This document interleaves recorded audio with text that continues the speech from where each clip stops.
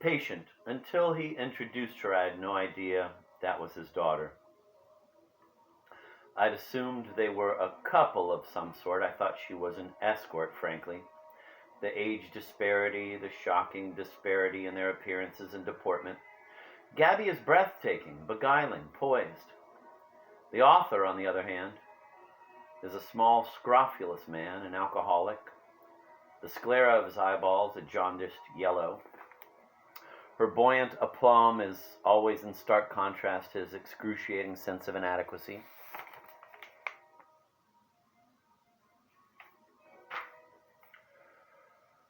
They are so utterly dissimilar in every conceivable way as to throw into serious doubt the possibility of any consanguinity. Consanguinity. It's a word I love. You'd think I'd know how to pronounce it. They are so utterly dissimilar in every conceivable way as to throw into serious doubt the possibility of any consanguinity. But father and daughter, they are. This was an hour-long visit in the course of which he vomited on himself and urinated through his trousers, and he was wearing these leg warmers like he was fucking Bob Fosse or something. He was like this filthy little drunken midget in leg warmers. And although we're avoiding the mention of his name so as not to encourage copycats, his last book, Gone with the Mind, has sold barely 2,000 copies since it was published in 2016. To put that in some perspective, Love Italian Style, The Secrets of My Hot and Happy Marriage by Melissa Gorga from The Real Housewives of New Jersey has sold close to 15,000 copies. While we're at it, Turning the Tables from Housewife to Inmate and Back Again by Teresa Giudice from the same show sold 10,000 hardcover copies and 20,000 ebooks the first week it was out. You'd think, as also being from New Jersey, might have boosted his sales a bit, but it obviously didn't help. Nor does it help matters that he stinks. Seriously, if your idea of a prepossessing individual is a 65-year-old reeking, incontinent little fop, he wears a huge pair of Pepto-Bismol pink Beats headphones around his neck like a sort of cravat, this is your guy. He'd be sitting there, slumped on the couch, eyes half shut, nodding off, head lolling. And suddenly, he'd try to stand up and he'd promptly fall down, and there he'd remain on the floor for some time, balled up like an armadillo. I mean, this is what we're dealing with here.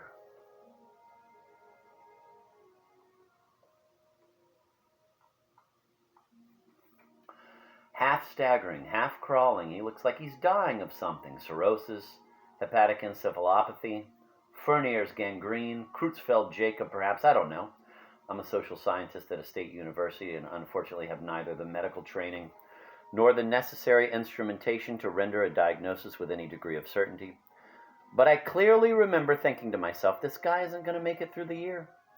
Here was a man in a state of premature putrefaction, a man already colonized by necrophagic insects. His daughter, on the other hand, oh my God, she's very much alive. She's spectacular, very beautiful, sophisticated, soignée. She's a filmmaker, very glamorous.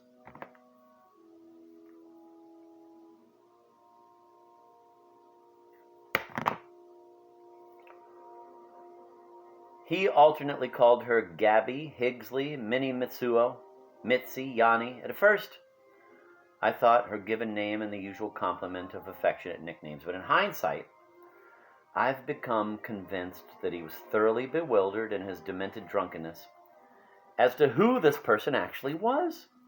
Was this Gabby? Was it Higgsley? Was it Minnie Mitsuo? Was it Mitzi or Yanni? I really think at times he had no idea. The afternoon was an unending succession of cringe-inducing episodes.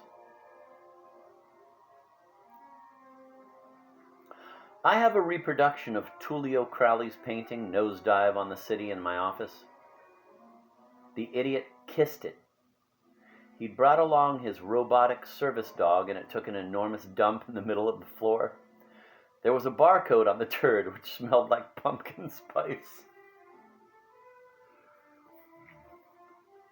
and which he then inserted, with excruciating difficulty because he was so drunk, up into his own ass. All this would have been merely sad and pathetic were there not this nauseating whiff of self-satisfaction about him. There seems to be a pus-filled donut at the core of his very being. I knew another guy like this in high school. He was born with a pilonidal cyst instead of a heart. But he went on to become a wildly successful musician. We knew him back then in Belmead, Texas as Little Danny Gonzalez. The world came to know him as Elton John. The rambunctious rock star leapt to the top of the national organ transplant list and received the heart of a young Dutchman who died in a motocross accident. Elton's pilonidal cyst was given to a boy in Israel who was born without one and from whom the 5-time Grammy winner still receives a Hanukkah card each and every year. Optometrist. Okay, hold on one sec. He fiddles with the lenses in the phoropter. Optometrist. Try now. Patient. There seems to be a pus-filled donut at the core of his very being. His act, this performative morbidity, is intended, I believe, as a kind of gag or stunt which he thinks will somehow amuse us, somehow win us over. Such is his deteriorating mentality. He walks in circles. His default expression, his resting face, is the simpering, blinking look of a hapless animal in the jaws of its predator, about to be yanked under. More than anything else, though, the stench of him. But it was all worth it because of Gabby. There's a marvelous and still shocking scene in the 1947 film Cynthia, starring Elizabeth Taylor, in which the meek, chronically ill, overprotected teen, having experienced a flourishing resurgence, a libidinal awakening, she's fallen in love with a classmate, achieves a sort of battalion epiphany of abjection, dragging her prom dress through the mud in a kind of Dionysian conga line, singing her high school fight song. Gabby is so much like the young Elizabeth Taylor in that film, that grave charm, elegant, demure, reticent, the saintliness of an invalid, the chaste hauteur of a medieval ascetic, like Teresa of Avila or Catherine of Siena. But inside are all the coiled springs of life, all that primal, erotic life force churning underneath. In 1946, during an idle period between National Velvet and Courage of Lassie, Taylor wrote a short, depraved book about her pet chipmunk entitled Nibbles and Me. No less a figure than Henry James commented, "If Joan Rivers had gone to the electric chair instead of Ethel Rosenberg, this is the book she would have written. Compulsively readable." I binged all 14 volumes sitting under the dryer at the Kim Sung-hee Hair Salon in Palisades Park, New Jersey. The patient peeks out from behind the phoropter just long enough to shoot a knowing grimace at the optometrist concerning the dubious chronology suggested here. James died in 1916. And then reassumes her position behind the machine.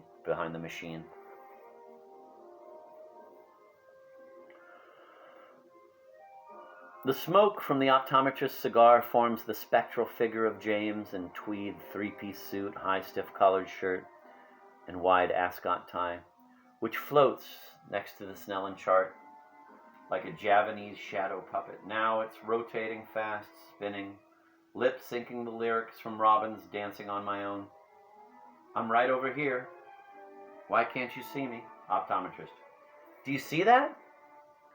Play acting, he says this with a sort of breathless amazement, even though this is a standard part of the optometric exam, designed to test for depth perception problems. The optokinetic nystagmus reflex, amblyopia, etc. Patient. It looks like the black silhouette of soft serve on a cone. Like a Dairy Queen, but the negative image of it. He switches the lenses in the phoropter. Optometrist. How about now, patient? About the same. Optometrist, making a few notations. That's okay, let's pick up where we left off, patient. In 1946, during an idle period between National Velvet and Courage of Lassie, Taylor wrote a short, depraved book about her pet chipmunk entitled Nibbles and Me. No less a figure than Henry James commented. If Joan Rivers had gone to the electric chair instead of Ethel Rosenberg, this is the book she would have written. Compulsively readable, I binged all 14 volumes sitting under the dryer at the Kim Sung-hir Hair Salon in Palisades Park, New Jersey. Though frequently taught together with Ulysses S. Grant's memoirs, it's hard to imagine two books, the circumstances of whose composition were more dissimilar. The pampered, bucolic environment in which presumably Taylor wrote Nibbles and Me, and the grim travails that attended the composition of Grant's memoirs. In perilous financial straits and determined to provide his wife with a suitable amount of money to live on, Grant struggled to complete the volume despite the agony he was in from the throat cancer that would kill him only a few days after he finished.